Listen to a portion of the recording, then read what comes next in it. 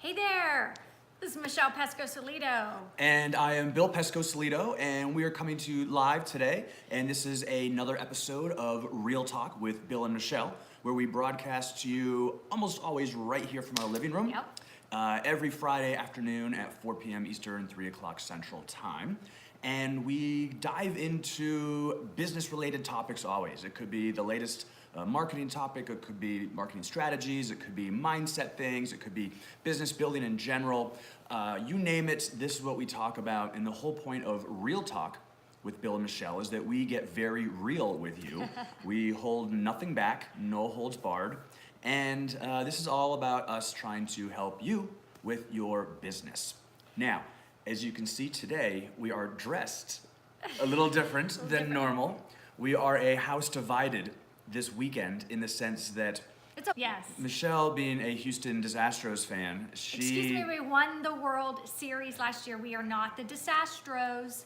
Well, you won a World Series. Well, right? So we won. We have a bunch. Anyway, the Red Sox are playing the Houston Astros 3-game series this weekend, so that's why we're dressed like this. But then it gets worse because I'm a diehard New England Patriots fan, Michelle's a diehard Houston Texans fan, and they play on Sunday. Yes. So we are really in a lot of trouble here in this household, and our girls are like wanting to move out for the weekend because I think one just left. they can't deal with us when we get like this because we're very competitive. And it can get ugly. So we're doing something really cool today. Yeah. We're actually live streaming on YouTube right now. Hello. So if you see us kind of looking down, it's because the camera is below the YouTube camera. And we're also broadcasting live here on our Facebook fan page. So we're trying something new out here. Yes. Oh, and I put this little banner across. That's pretty cool too. So I'm going to try some new things with that. But let's first say hello to everybody that's jumping on here. So go ahead, you start. Yeah, hey, so we got Ozzy. What's up, Ozzy? No worries about missing last Friday. You're here now. We got my main man, Eric David Duncanson, in the hizzo. Jan Fansler. What is up? Hi, Heather. Hey, Han. Pablo, Hello, hello. how are you? And so those are the comments so far coming in. Very cool. So as you come out onto this call, by all means, drop a comment below. Just let us know, Tracy, what's up? say hello. Let us know where you're watching from, and maybe a little bit like what is it like where you are right now? Is it hot? Is it cold? Is it rainy? Is it sunny? No. What's the deal? More importantly, who's gonna take it this weekend? Right. Is it the Texans or the Patriots? I mean, come on. Is it the Texans or the Patriots going to win? Texans. And be careful how you answer this. Who you choose is very important in this household. Hey, Victoria, what's going on? And Michael and Monica and Kurt. Boy, we must have had a delay. It's so awesome. And Chris, to see you guys here. Robert, very cool. Michael, Very cool. what's And Kurt, up? I think I already said Kurt. Okay. I didn't do a very good job of fluffing up the pillows behind us, but that's okay. No, you didn't. We did not pay attention. Okay. So today's topic is one that is near and dear to our hearts because we use Facebook. We're Facebook marketers. We use Facebook as our primary method of lead generation, driving traffic to anything as far as content, blog post, driving traffic to offers and so forth and so on. So we're big Facebook marketers. Yes. We love Facebook from a marketing standpoint. And so today's topic is we're going to reveal to you 6 proven ways to inject more emotion into your marketing and into your Facebook ads. Now, why do you think that using emotion in your marketing in general is a good thing to do? Michelle or anyone? Well, yeah, I mean, feel free to answer that, but I will say this. It's something that I don't think a lot of people have thought about when they started, creating Facebook ads. We're gonna really flip the way you see things now when you create your ads, because I think that a lot of people, even me to some point, we learn strategies and we learn these step-by-step processes that we're supposed to take, that sometimes we miss the big elephant in the room or the big aha, moment of what we need to do. And it goes beyond just we got to put emotion into it. Think about this. You're scrolling through your Facebook news feed. What's catching your attention right now? What is catching your attention? It's most likely the things that you're emotionally attached to right now. Like maybe you're seeing your granddaughter and Taking her first steps. yeah, taking her first steps, or you see, your uncle, out on this awesome vacation, or your aunt, sharing, her time at this, pet shelter or playing with kitties. The things that stop you in the news feed are the things that you're emotionally attached to. So in order to compete against all of your, friends, well, I shouldn't say yours, in order to compete against the audience that you're targeting, in order to compete in their news feed, you've got to somehow tie emotion into that ad to get them to actually stop scrolling and pay attention to what you have to offer, because you're a total stranger, most likely, in the news feed. If you're putting an ad in front of a cold audience, you're a total stranger. Right. And without having any emotional attachment to that audience, you're going to have a hard time competing. So this is really what we're trying to do for you here today, is to really stretch yourself a little bit as a marketer and go beyond just kind of those basics. And that's what we're going to dive in today. And I know you want to add to that, so you go ahead. Well, what I'd like to add, and is you probably have heard this before, and if you haven't yet, write this down, because what I'm about to share with you is a proven fact. It's been most likely scientifically proven over time, and I don't really have any studies I'm going to quote right now, but this is just a known fact with consumer behavior. It's that people, they buy on emotion, and then they later on justify their decision with logic. Oh, that's true. All right, people buy on emotion and then afterwards justify with logic. So what does that tell you? Yeah. Right, that tells you really need to tap in from an emotional standpoint, tug at the heartstrings or move them in some kind of an emotional way, if you really want to, capture their attention, hook them in, and then get them to make a purchase, right, to buy your offer. Right. If your marketing and your advertising is based solely on logic, well, it's probably not going to convert that well for a lot of reasons, specifically what Michelle just mentioned. With Facebook marketing, you're competing against the family vacation photos, all the videos of, cats playing with bunnies and orangutans, throwing bananas at chimpanzees. Like that stuff is, that's what people go to Facebook for. People don't go to Facebook. They don't say, I'm thinking of making a purchasing decision here, or I'm making a buying decision. Let me go to Facebook so I can find that thing I want to buy. Right. That's not why they go to Facebook. We go to Facebook to connect, to be social, to see what's going on, to see the videos of the puppies playing with the kittens, right? For a lot of reasons. But rarely do we actually go to Facebook with the express intent because I want to do shopping, right? No, you go to Amazon. If you're like, I want to do shopping, I'm going to go to Amazon. Facebook, that's not why you go. So you've really got to inject emotion into your Facebook advertising to actually hook the people that are on Facebook. Now, the beauty of Facebook is that there's 90 billion people on Facebook, right? So there's a massive audience, and if you can dial in your targeting, your customer avatar, you've got a gold mine of eyeballs there to put your offer in front of. But you've got to have the emotion there. So, does that make sense? If that makes sense, first of all, before we dive in, just type type the number 1 in the comments section below. And I know the YouTubers watching, you can't type a number 1. I think I accidentally turned the comments off, but we'll fix that next time. You can do a thumbs up. Yeah, you could, or they could comment with the 1, I guess. We just won't see it right now. But so type a 1 in the comments section below if that makes sense, and if you're ready for us to move forward and dive in. Hey, Pete, what's going on? That's very cool. Nice. The 1 came across, so YouTube is working. Very good, very good. Cool, and Mary Alice is now in the house. Yes, we got lots of 1s Ozzy. coming. Cool, all right, Eric, Ozzy, Michael, very cool.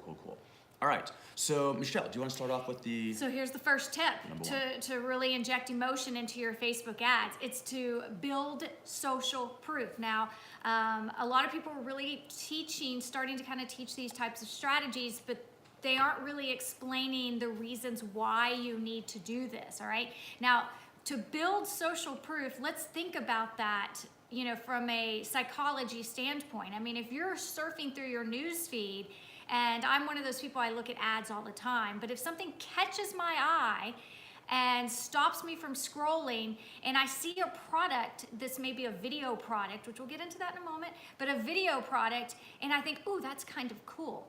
If I didn't see any sort of comments or any sort of interaction from the producer of that product, with those people that have commented, or any likes or any shares, any kind of social proof, I would maybe be a little bit leery. And what I would probably do is I would probably go off of Facebook if I were still maybe captivated by it, still a little bit interested in it, and Google it and look for reviews over on Google, look for comments on Google, and then I've already lost that ad, and then I don't end up buying from that advertiser, okay? So this is one of the reasons why social proof is so, so important.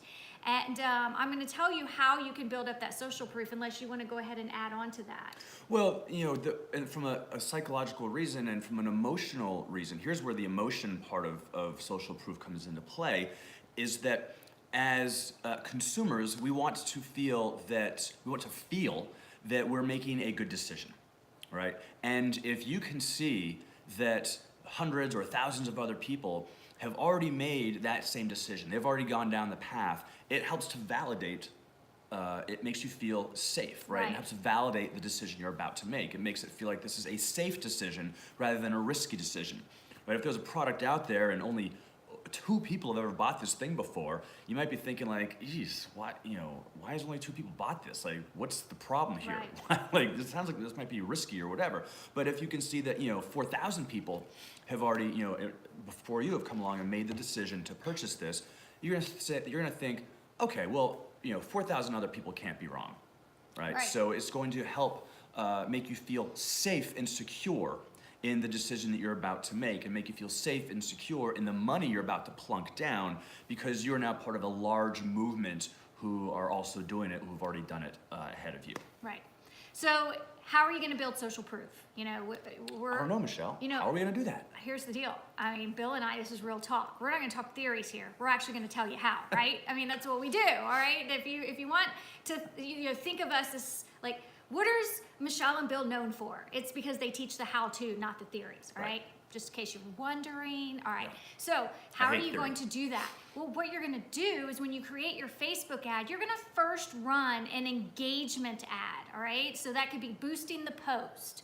And when you boost a post, you're telling Facebook, look, go out and show this ad to the people who are most likely to like, comment, and share. That is social proof. All right, so that is our first tip on how to create that social proof, because again, this is all about emotion. And if we're seeing, a lot of likes and a lot of shares and a lot of comments on an ad that we might, be interested in, that's going to help us make that buying decision or to take that next step. So run an engagement ad until you can get enough social proof on there, some likes, some comments, some shares, and then you can go take that post and create a traffic ad to drive traffic to your offer or whatever it is that you are promoting. So then the following people that see the traffic ad, they'll already see an ad that already has all the social proof there. There's a way to flip that ad over and create that into an ad that you're driving traffic to that website. And you're still driving traffic to the website with an engagement ad. It's just the purpose of that ad is not to necessarily get you leads. I guess what I'm trying to say here is if you're trying to get leads and you're trying to make sales, you need to be running a traffic ad or a conversion ad, all right, if you have a pixel installed. But if you're looking to, let's see, is this for a business page also? Yes, absolutely, Pete. This is only for your business page, your Facebook page, okay? Because that's the only way you can run Facebook ads, is if you have a business page. So again, run that page post engagement ad. That's gonna get you maybe some sales, maybe some leads and stuff, but it's really set up to get you likes, comments, and shares. Very cool. Yeah. So if that made sense, if you all could perhaps see yourself in the future doing what Michelle just said, first to build that social proof, then traffic ad to show the people that then see it that there is a social proof. If you could see yourself doing all that, or if that made sense, type a 2 in the comments section below. So that would be a 2, numero dos for our Espanol viewers. Yes. if we have any, I don't even know. And for our YouTubers, you can type Very it too as good, well. Pete. Thank you, YouTubers. Awesome. Pete, this is our first time to do YouTube live, so you are our first interactive viewer. Yeah. It's very awesome. You're the guinea pig. believe it or not. All right, so the second tip Yes. number 2 is, and you'll understand this in a bit, but it's going to sound a little counterintuitive at first. But the second tip to inject more emotion into your marketing is not to actually sell at first. All right, you want to build up a brand. You want to build up a certain level of familiarity before you just start, cramming offers down people's throats. So if you really want, the best way to do that is to create content. Now, we're going to get into what is probably one of the top ways to be in front of people here in a second. Actually, that will be number 3. So sit tight because we'll get to that in a second. But before we get to that, let me finish with this.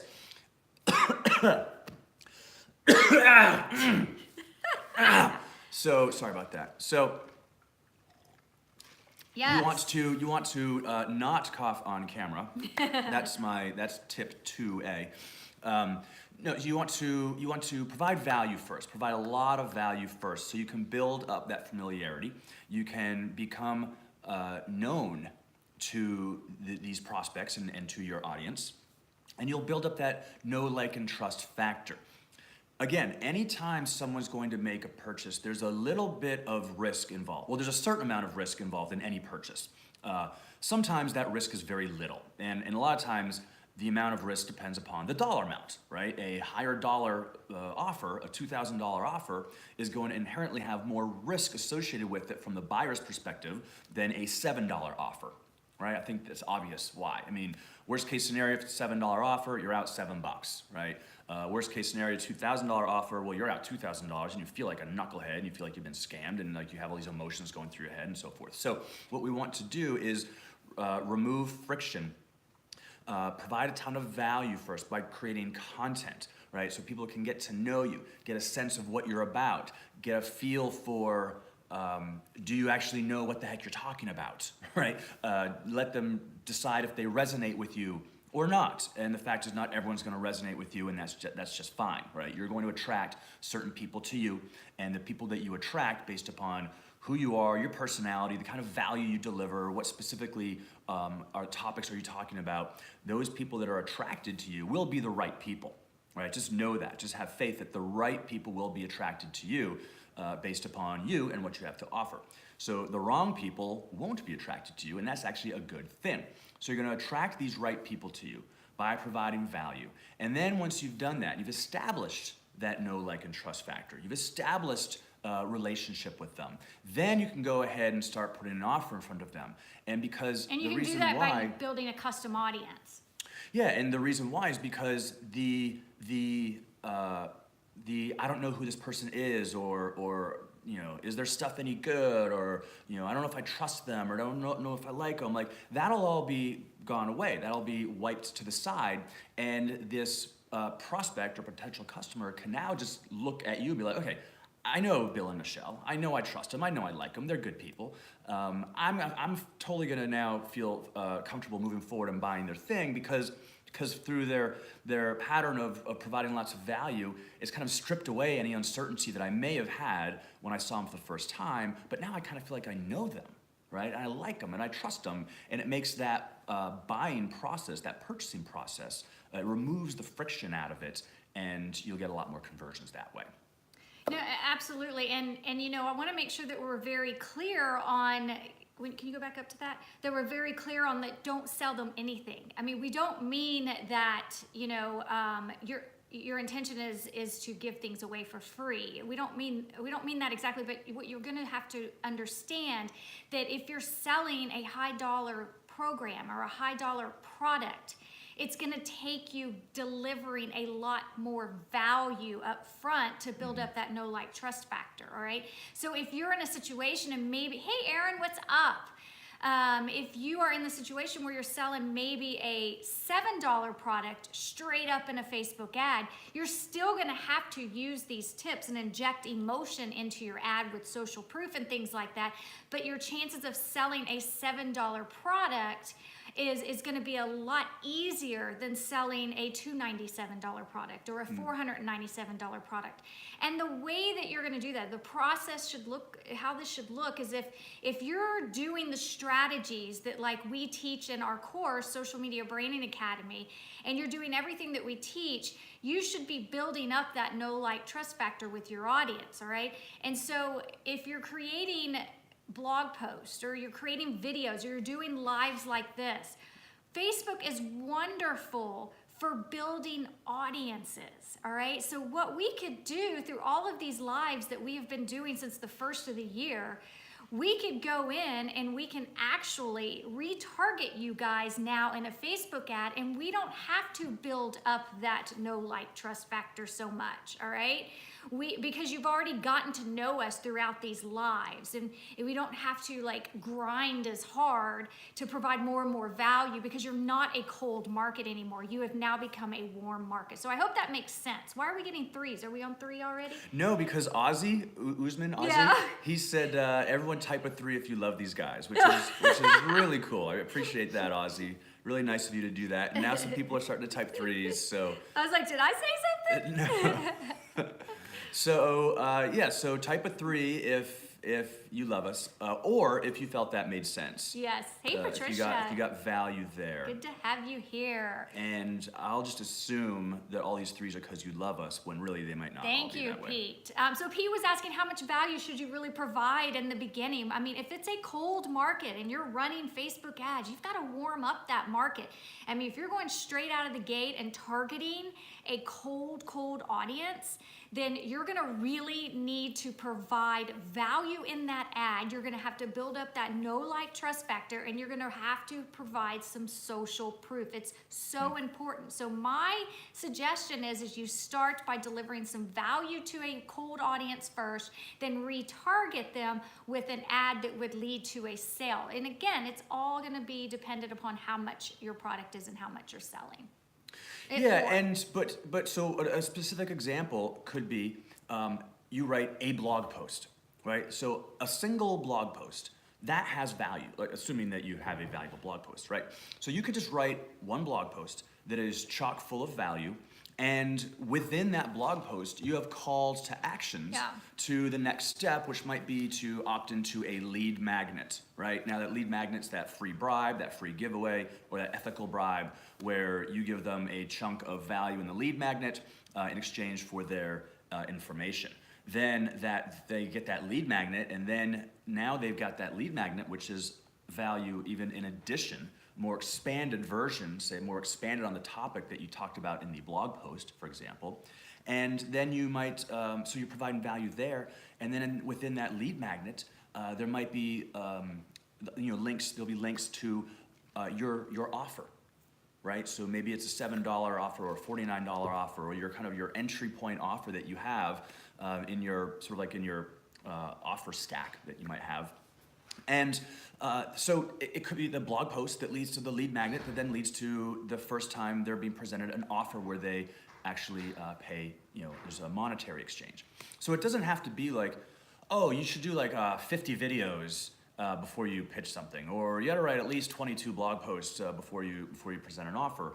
A single piece of content that has value in it can then have an offer in there at the end. So what another great suggestion would be, Bill writes an amazing blog post on, get access to my free PDF blog post writing formula. So we will run an ad to that as we're giving this away to a particular audience.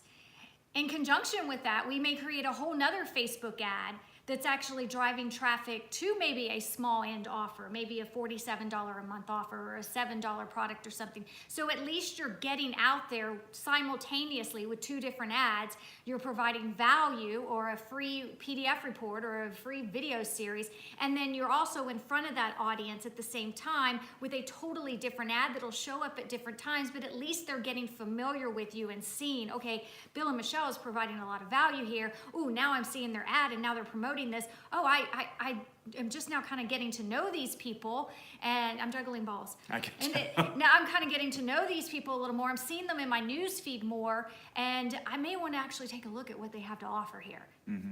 That's my best tip right there to really, warm up your audience. So Awesome. let's go into tip number 4. It's actually tip number 3. Tip number 3. Yeah. So tip number 3. So earlier when I mentioned about creating content and don't sell right away, provide value first. So this next tip is what is one of the best ways to inject emotion into your marketing or into your ads, and that's to actually get in front of the camera, right? Video marketing right now is probably one of the best ways. The best return on your investment. And well, one of the best ways really also to inject that emotion in it, because within a video, there's really, unless you're just an insanely good writer, like Bill. Like Ernest Hemingway of whatever of your industry. Video, it's easier because video you can be. So first of all, like Michelle said, they can see you, they can hear you, they can really get a sense of you. The other thing about video is that it can be very, very raw, right? You could share a story, and maybe that story makes you feel, like actually brings emotion out in you. And then the audience, the people watching that video, they'll actually see that emotion, right? And so let's say you're talking about your past, the before, when you were struggling with this, and again, pertaining to whatever your product is. The struggle, the pain, the hurt that you were going through, whether it was because you were broke or because you struggled with all these different things or whatever. And when you share that story, there will just be some real and raw emotion there that the audience will be able to pick up on and see and feel, right? That emotion will be tangible, that emotion will be palpable, and that emotion is something that is very difficult to convey in other mediums outside of video, or I should say video at least is probably the easiest for most of us to convey that. So really getting in front of the camera is probably one of the best ways to hook in and loop your audience in and keep them engaged, tug at those heartstrings, and again, build up that relationship with the audience so that from an emotional standpoint, they will feel that they're emotionally connected to you, right? When someone watches a video, they can hear you, they can see you, they could, see you in your home, in your atmosphere, like the real you, the real raw you, not some fake, look at me on Facebook, my life's so wonderful, but like a real raw, true version of you. That's they're connecting with that. There's a connection that's taking place, and that connection creates an emotional bond there that is very difficult to break. So very, very powerful utilizing video for your marketing. Now, someone made the comment, what if you're shy? You don't necessarily always have to be in front of the camera. You could be, quote unquote, behind the camera, where maybe you're how-to doing, video, doing like screen. you're sharing your screen, like you're doing a screencast where you're talking and they see your computer screen, right, and they hear your voice as you're going through certain things. So if you're really shy, consider doing a screencast where they can hear your voice and hear you talking, and that might help you overcome that. Well, and also being shy, there's ways to overcome that. It really it comes with you getting in front of the camera, over and over, and getting comfortable with your audience and learning how to not worry about necessarily what other people think. And there's a lot of mindset shifts that have to happen to get behind a camera. And that's one, you got to be comfortable in your skin, and it takes time. It truly, truly does. And two, you're not going to please everyone, and you have to accept that. And number 3, you're going to resonate with the right people, because of who you are. And some people may relate to your shyness and your personality. Everybody comes out of their shell, if they put work into it and they can shift their mindset and do more speaking. I remember the first time I spoke on stage, I was terrified, but I knew I had to do it. I had to face my fear, and you're never going to overcome anything unless you face your fear and do it and not worry about what other people think, because it's a journey and you're going to get better at it. So get comfortable with that, and also know that the reason why we suggest video is because in life, what we found that really works is if you're following the masses, you're gonna just blend in with the crowd, all right? You're gonna get lost in the crowd. But if you go the other direction, then you're gonna stand out more. And what I mean by that is everybody's doing text-based Facebook ads, all right? And there are people doing video ads and they're having a lot of success with it. So doing video is going to make you stand out more than the masses of people that are still doing a bunch of text ads. So it's something to consider to definitely integrate into your marketing and mix it up a bit for sure and see what works better for you. Yeah, absolutely. All right. So if that made sense and you got even a ounce worth of value from that. There's all these Judys on here and everyone's saying hi. I know, all the Judys are having a party. Type of 4, right? Especially the Judys. Type of 4 in the comments section below. That would be numero cuatro for our Espanol viewers, if we have any. And I don't know why I always say that. I feel like I gotta include our Spanish viewing audience, but I really don't think we have anyone from Spain watching. So type of 4 in the comment section below, if and only if you thought that was kind of neat what we just talked about. I have something really cool that I can show you guys while we go on to the next one, I think. This better be cool. This is really cool. Check this out. How fun was that? Ooh, that is cool. Can you all see that? I know YouTube. I'm sorry, YouTube guys, you can't see this. Oh, but sorry. over on So Facebook, you can. it says share this. Yeah, isn't that neat? I've had so much fun. All right, so what are you all gonna do now? Are you gonna share this? I think you should. So first of all, take a little moment here. If you know someone, friend, colleague, someone you do business with, that you think could benefit from what we're talking about here today, you can tag them. You can actually tag them in the comments section below, and that way they'll come over here and they'll be able to see this later. You can also just go ahead and share this Facebook Live onto your fan page, onto your personal page, and wherever you want. So just click the share button, and then it gives you choices of where you want to share it, so you can go share it wherever you want, and that'd be really cool. Okay. And like the little banner thing below says share this. I'm gonna do something else really cool in a little bit. All right, so moving on to the next strategy, and that is to show your audience that you care. Oh my gosh, now, this is huge. This might be like, well, duh. You know, of course I want to show my audience I care. Like, why would I want to convey that I don't care? So like, what do you mean specifically? Well, here's what I mean. Have you ever seen a Facebook ad that has like a bunch of comments and comments from people that viewed it, but then there's no responses or replies from the creator of the ad? Like, if you've seen that, and raise your hand or type, raise your hand. Everybody in their house, raise their hand. Type a Y for yes. If the answer is yes, type a Y in the comments section. If you've ever seen an ad that has like a bunch of people, like a ton of engagement, people commented, or maybe some of the comments are good, some of the comments might be bad, some of the comments might be like, oh, actually I went ahead and tried to buy this product, but I never ended up getting it, or I went ahead and bought this product, but it wasn't what it was promised, and I couldn't get a refund. If you've seen that, so type a Y if you've seen that, but the creator of the ad, it's like crickets coming from the company. That. I want to see how they respond, especially in negative feedback. That's a learning lesson there.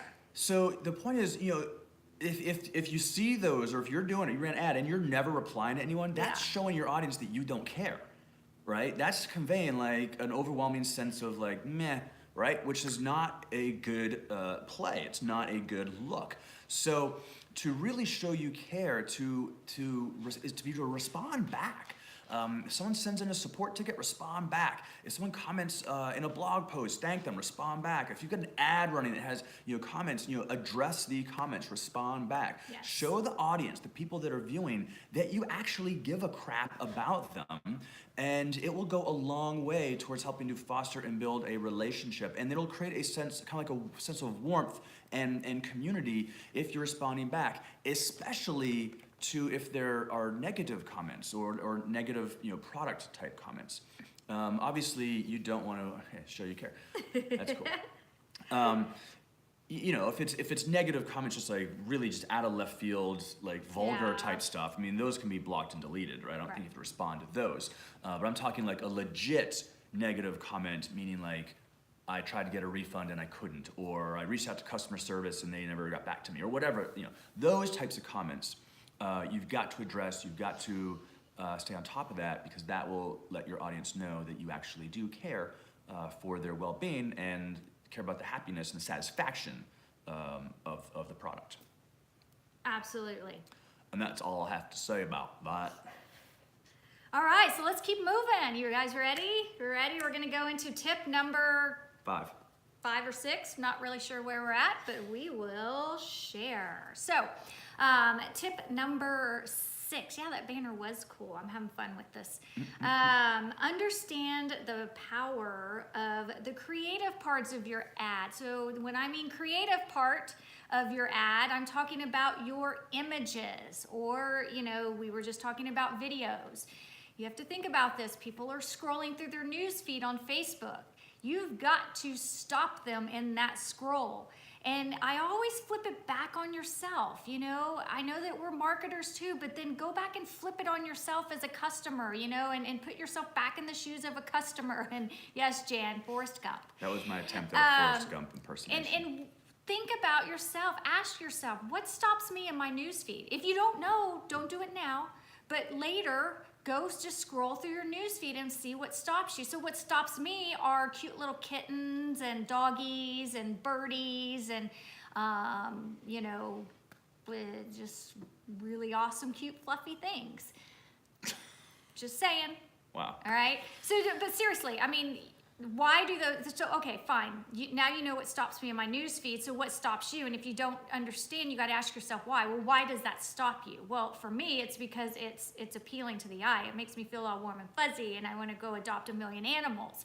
And that's what we want to do. It's a psychological trigger, all right? And that's what you want to do with your images. So if you're, if you're promoting a skincare product, create an image that, in, what's the word I'm looking for? Injects emotion, into that ad, all right? So, sometimes, we might start our ad off like, wow, have you seen our latest, XYZ free PDF report on XYZ? We might put an image of us going, like, wow, and that's what you want to do. Don't forget that you can, that there is so much power in that image. Don't get lazy with that. And look at when you're doing the images, make eye, I'm like trying to show you guys, make eye contact, all right? Eye contact is so, so important when you're speaking to your audience, and even in the images. It really, really works well. Conveys a sense of trust. Yes, and thank you. And you feel connected. You feel connected to that person and that ads. So as you can see, there's a lot of different moving parts when it comes to creating, successful ads. I know we're not quite done, but my point here is it's not just one thing. All right, it's a bunch of different things that are involved in creating a really powerful, powerful ad. And you might just be missing 1 or 2 of these things, and that could be the one little thing or the 2 little things that's causing you from hitting the bullseye. So just remember these tips when you're creating your Facebook ads. Yeah. And we're going to jump to the next one. And that last one is tugging on the heartstrings. And before I go into this, let me ask you this. Yes. Have you ever seen, my favorite example, I think probably one of the most well-known examples would be the Budweiser commercials. Usually they're the Budweiser Super Bowl commercials, right? It's like the little dog and the Clydesdale, and they're raised together, then they're separated, and then they're brought back together. Or the guy has the little baby horse that he raises and trains, and then it gets sent off to Budweiser land, where it becomes a Clydesdale pulling the thing. But then at the end of the commercial, they reunite, and these are really heartwarming, tugging on the heartstrings commercials. Right? There's no mention of beer. There's not all these girls and guys around partying, drinking beer. They don't even show beer in the ad at all. Right? What they're trying to do is they're trying to tug on the heartstrings. In their case, they're leveraging little animals growing up and people loving their animals, and the sense of loss when you lose your animal, all that, which we can all relate to. But have you ever seen those commercials? Say yes. Type a Y. Raise your hand. Don't raise your hand. Type a Y in the comment section Or hit if the you likes know. or whatever. Yeah, or click on a thing that makes one of the little emojis float across the screen. You could do that too. Or the new Nike ad. Did you guys see that last night? I Do you want mean, to go there? It's kind of controversial. I know it's probably too soon, but I'm just saying. I mean, same thing. There's just like, okay, let's not talk about the Nike ad last night. They have other great ads. Yeah. You know, Apple, same thing. I mean, they Right. have great ads that really tap into the emotion. And so you remember that. You know, you remember that power. You remember your heartstrings being pulled. Like now I want to cry because, you know, you just shared those Budweiser stories and, you know, now I'm going to go have a beer. So, well, she's going to cry in her I beer. hate beer. So, but here's the thing. So you might be saying, okay, yeah, Bill, that totally makes sense. That's great for Budweiser, but I don't have a budget to make this big That's fancy ad with true. Clydesdales and Dalmatians and, you know, farmland and all that. And that's fine. I understand. You know, we don't have an enormous $1 million budget either. So what can you do though instead? Well, the best thing you can do is really isolate and distill down the before, meaning the pain and the struggle that your customer avatar was going through, and then the after, meaning the after state, the goal, the intention. You know, now they're happy because their pain has been overcome, the challenge is gone, right? Your product being in the middle, the transition that took place. You got the before. Yeah. You got the before where they're, you know, sad and lonely and, you know, meh. That's You right, had the Candace. transition. They got your product, and then there's the after where now. The after, let me make sure I'm in the camera. The after, where they're now like happy and satisfied, and whatever it is that your product does for them, right? So there's an arc that takes place. There's a transformation that takes place. And for you, what do you do? How can you do this? You can talk about the feelings Right, Jan. the person had before they got your product, and then how they felt after. So we're talking about, again, injecting emotion in your ads. If you want to inject emotion, you got to talk about feelings.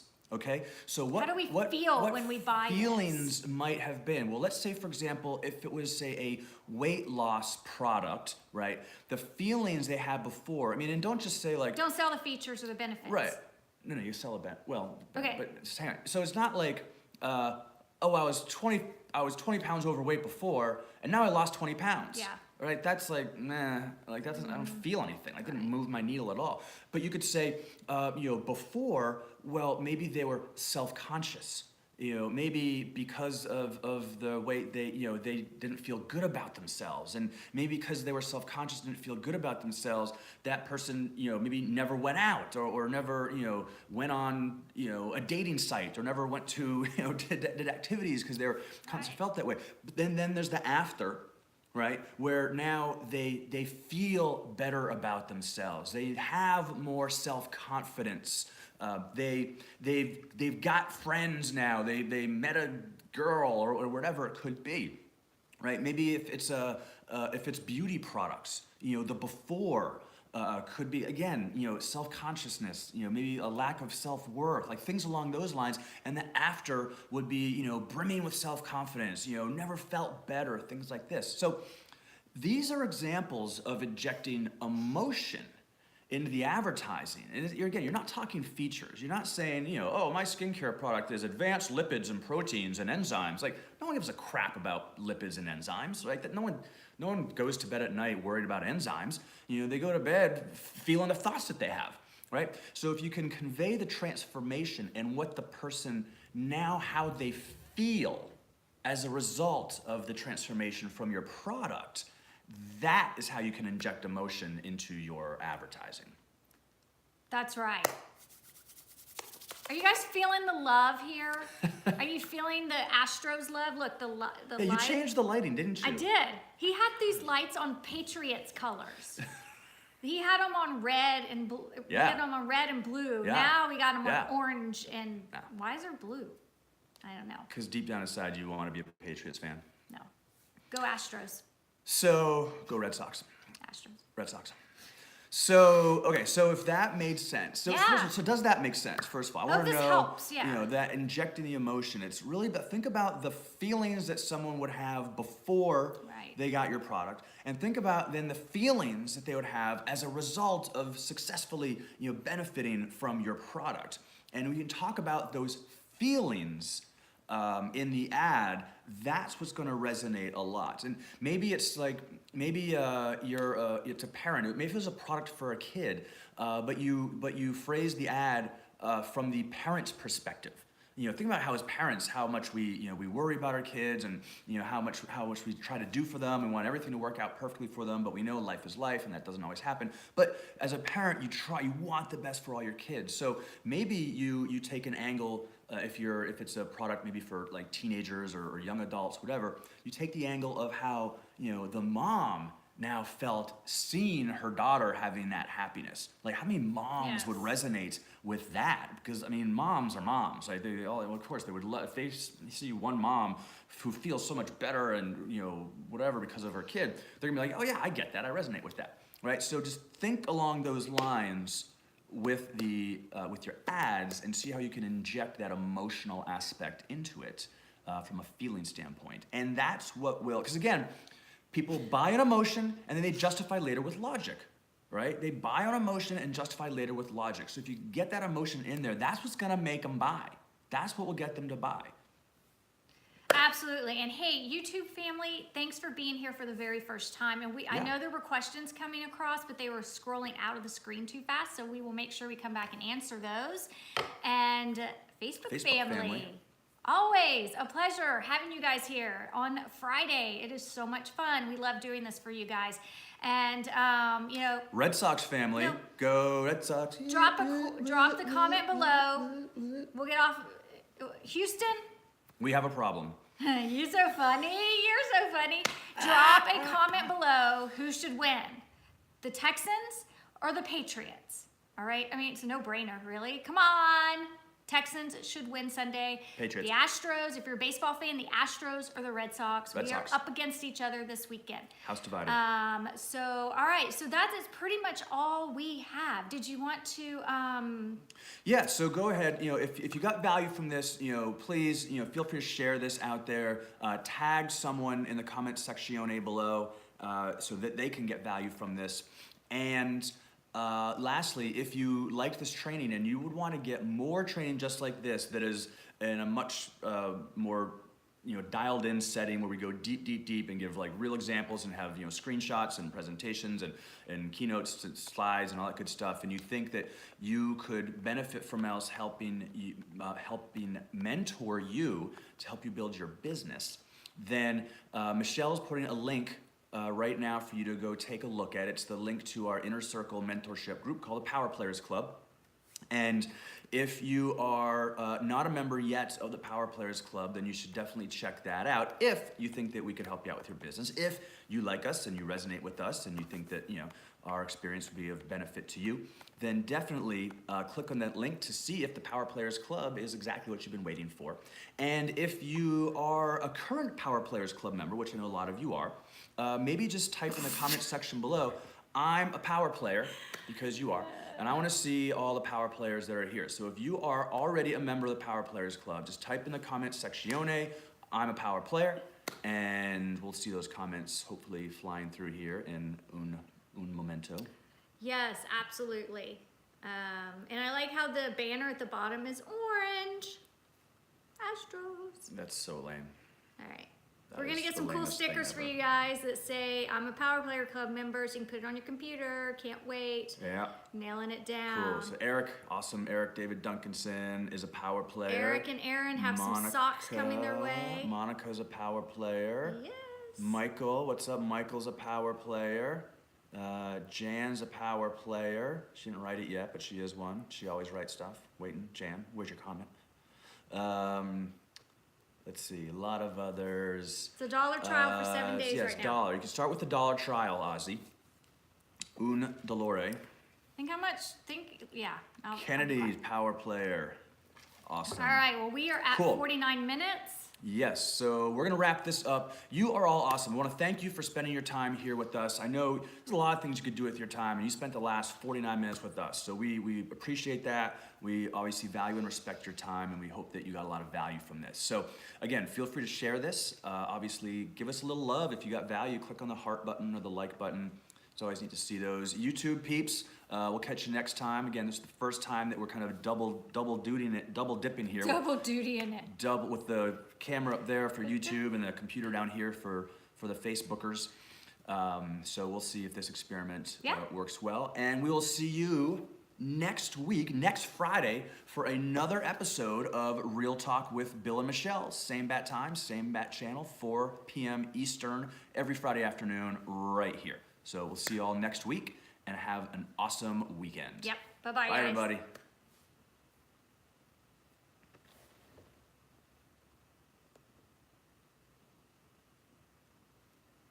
I don't know how to shut you guys off.